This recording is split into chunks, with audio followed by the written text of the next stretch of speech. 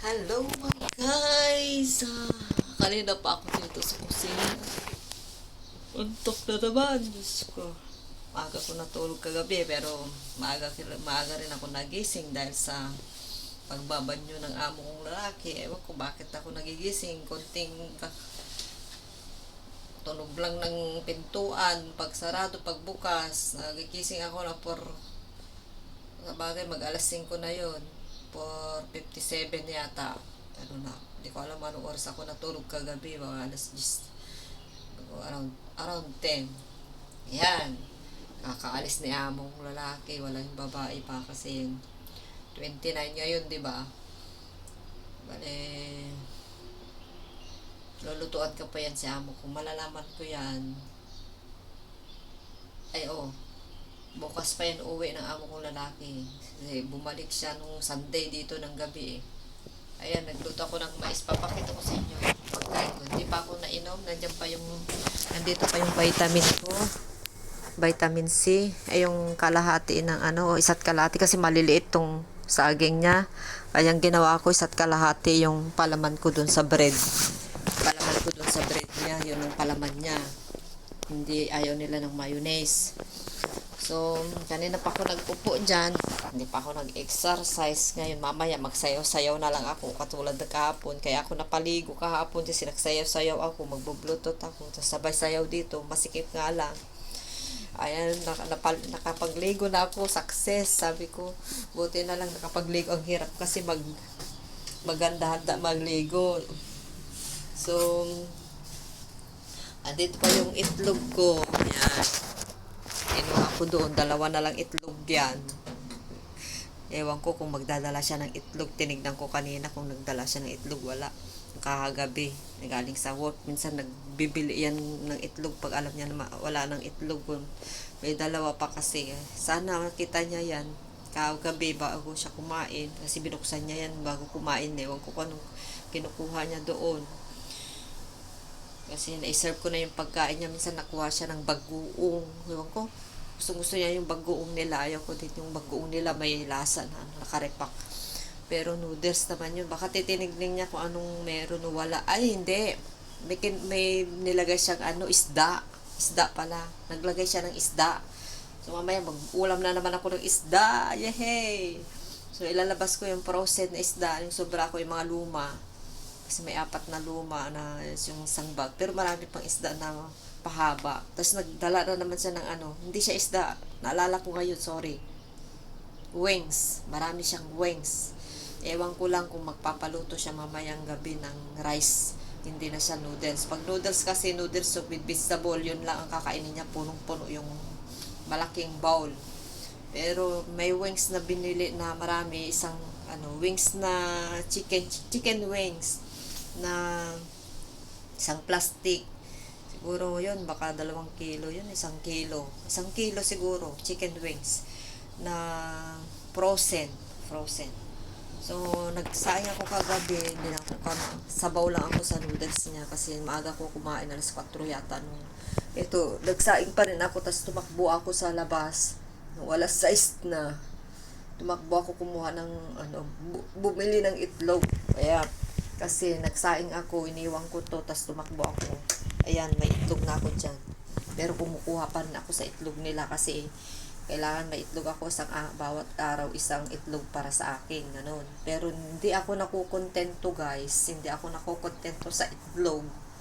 Ay bumibili ako ng sarili kong itlog para kung gusto kong kumain, mag-ulam, umaga, kahit tanghali. Ayan, pinaibabaw ko yan. Kaya nung sinain ko yan, iniwan ko yan, tapos tumakbo ako pabalik, buti na binilisan ko. Hindi naman ako tumakbo ng basta binilisan ko para maipaibabaw ko yan. Ayan. Kaya may kanin na ako dyan. Papainit ko na lang konti. Mamaya kung magpapakulo ako ng tubig ko magkape ganun. Pero tinatry kong mag-fasting na hindi pa ako umiinom. Kasi parang hindi ako natutunawan kasi kagabi yung sobrang busog yung tiyan ko, yung ano ba yun? nadidighay ako, dinidighay ako pag nag-inom pa ako, dinidigay ko pa yung tubig kasi sumubra na yung mga kinain ko kasi ewan ko ba, hindi naman ako kukunti ng alang kinakain ko ngayon kasi nasanay na yung tiyan ko na konti lang kinakain ko ngayon eh. Saka hindi naman kasi tayo makapaglakad-lakad dito ng matagal kasi maliit lang yung bahay, yun ang problema ko. Kaya mas gusto ko na malaki sana yung bahay kahit na mapagod na ako maglinis. Kasi pagkatapos mo kumain, mabilis ka matunawan. Hindi naman ako masyadong makapag-exercise. Nagtatago ako mag-exercise dito sa banyo, dyan sa banyo minsan, o kaya sa bed ko, nandun nakatutok na naman yung CCTV sa akin, kagabi. Nilipat-lipat yan, tapos ngayon, titignan ko naman, nilipat na naman yan. Dito naman sa kusina, sa sala, nakatutok yun, tignan ko mamaya, paglabas ko dito. Ewan ko, pag gabi, doon na tinututok doon sa parte ng bed ko, doon sa pintuan sa sala. Siguro yun ang sabi ng asawa. Binilin siguro. Pero okay lang, wala naman akong kinakatakot. Maglinis ako, hindi malinis naman yung bahay. Balit nga lang yung bahay, kunti lang, 30 minutes malinis naman agad eh. Wala naman akong problema. Yan, maisang pagkain ko. Yan. Masarap. Ayan, mainit-init pa. Ayan, isa lang. Kasi yan, hinati-hati ko yan ng 3 o 4 kasi may mas malaki pa dyan. Ganyan yung mga pang-breakfast namin dito. Ngayon, bumili sila ng ganyan. Mag-isa ako. Kumuha ko ng isa kasi 2 yan eh. May kamote dyan, pero kumuha na ako kahapon ng kamote. Isa. Sinabay ko dun sa pakbet ko. Ayan o. Meron pa ako dito. Ayan, ulam ko pala mamaya. Sabay ko yan isasabay ko to sa ito. Ayan. May ano yan, dilis. Yung sahog. Yung talong niya, inubos ko na. Wala. Ay, akala ko panis na. Hindi ko nirep eh. Kasi mag-aamoy yun. Saka yung itlog. So, punta natin sa labas. Magpakita tayo sa CCTV para hindi tayo lagi nakakulong dito. Baka nagtingin-tingin yung babae. Ayan. Hindi. Hindi sinarado talaga yung ilaw. Sinasadya talaga. May gagawin. Sagli lang naman. Ganyan yung lalaki pag nagmamadali na siguro kasi nagising siya na alas 4 mag-ihi. Ako hindi na ako makabalik sa tulog pag gano'n. Kaya nainis ako minsan. Igay-ga hanggang alas 5 na ako babangon 5:30. So, CR, alas 6. Dito na ako alas 6 kasi yan, inanda ko lang yung pagkain niya. Pero nandito yung 2, mag-ina. Maaga ako dito sa kusina magluluto ng maraming klase. Mas gusto ko na yung lalaki lang yun nandito. Kasi isang bread lang naman, di ako magluluto. So, yan ang aking vlog for today, mga guys. Malamig. Kaya ito yung suot ko. Kanina iba yung suot ko sa pagtulog. Hinubad ko na yun. Tapos ito na naman, binalik ko to. Tapos ito, ayan o. Bagong-bago pa. Bigay ng friend ko to. Nasa Dubai na. Yan. Tamang-tama yung size niya. Ang kapal. Tapos, sakto yung yan. Hindi siya masyadong maluwag. Yan o, may araw pero malamig. Kasi December nga. December 20. Malapit na mag-New Year. Happy New Year mga kasisi. Mga kasisi. Nakita ko sa Facebook kasisi.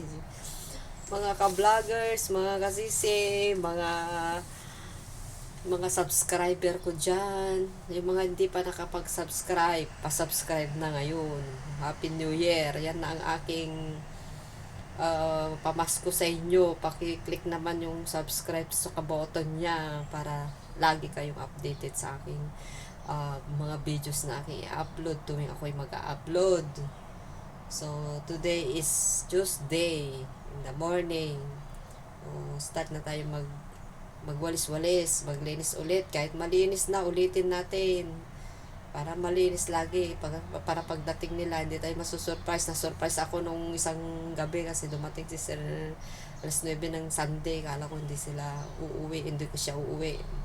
Hindi ko na nalinisin yung toilet. Yung toilet lang naman, saka yung bowl, saka yung bathtub. Yun. bakat-bakat ng mga tubig na pinagbuhusan ko ng mga pamunas, na pinaglalaban ko ng pamunas, kasi doon ako dapat maglaba ng mga pamunas. Hindi pwede dito sa ano, sabi ni amo, hindi pwede dito sa kusina kasi pangkain lang dito.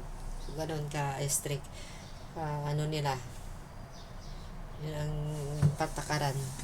Pero minsan dito rin pag mabisi sila sa banyo, tapos hindi ko maantay sila, dito ko nugasan mga trapo, mga pinanghugas ko dyan sa floor. Pares lang naman sa Pinas, di ba? Balilinis naman yan eh. Pagkatapos sasabunan ko lang din. Yan guys, ito na, nakaredy na yung, nagaantay na yung aking mahiwagang walis. Mahiwagang walis. Ala, dito na ang... So, 10 minutes na pala. So, magpas ng aking upload. May upload na naman ako. Salamat sa oras na ito ng inyong panonood. So, buhay OFW HK.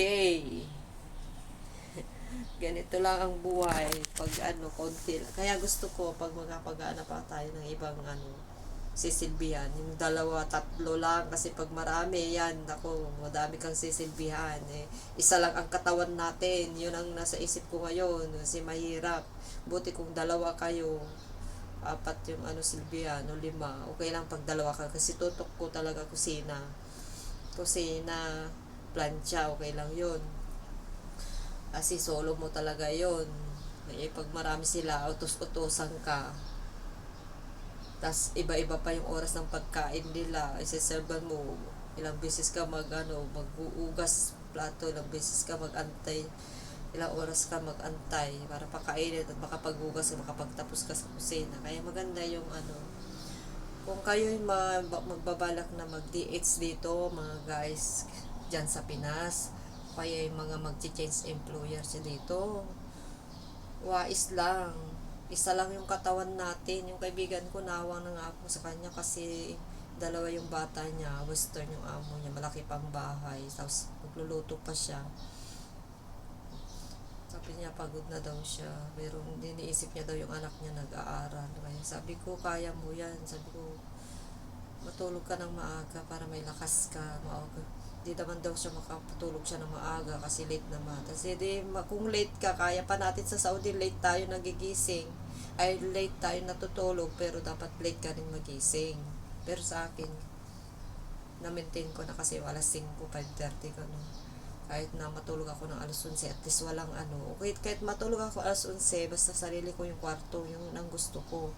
Wala kang maririnig na kabog-kabog, mga mga kaluskos. Ito yung ayaw ko, yung dito yung wala akong kwarto. Kahit mapagod na ako, basta lang solo ko yung kwarto. Kahit matulog na ako ng alas 11, diretso yan tulog ko hanggang alas 5. Okay na yun sa akin. Importante yung tulog. Kaya kung kayo ay maganap ng amo, kung choosy kayo katulad ko minsan, kaya lang ay suggest ko lang, kukuha kayo na may kwarto. Experience ko lang kasi hirap mo walang kwarto. Saka yung 2 o 3 lang ang silbihan nyo. Yung mag-asawa sa isang bata lang yun. Maganda pag may trabaho yung silang 2, tapos yung bata may nag-aaral din, kaya may oras ka talaga prepare pagkain nila. Pero pag marami yan, sunduin mo yung isa, sunduin mo pa yung isa, sunduin mo pa yung isa, yung bata na isa. Okay lang kung 4, kung independent yung isang bata, mas matanda. Kung dalaga o binata, okay lang kung may bata na isa. Pero mas maganda naman, ang pinipili ko ngayon yung walang bata sana. Pero kung may bata, basta isa lang. Saka hindi, wag lang baby. Wag lang baby kasi inaantok ako lagi pag may baby. Ako maunang matulog. Pag pinapatulog yung bata, ako maunang matulog. Yun ang na-feel ko sa Saudi noon. Alaga din ako doon pag nagbabakasyon, mga taga-alaga nila nakasama ko. So, ayaw ko talaga ng baby. Hindi ako sanay dyan sa baby. Kahit na may anak ako dati, hindi man ako tagal masyado sa anak ko sa pagka baby nila, kasi nagtuturo din ako dati ng sa kinder. Iiwan ko talaga sila. Pag hindi pa yun sila nagbihis, ay ko, iiwan ko talaga sila. Kasi important sa akin noon, trabaho. Yung ayaw kong malate. So, bye-bye na guys. 15 minutes na ang aking vlog. So, may i-upload na ako. Salamat. Bye.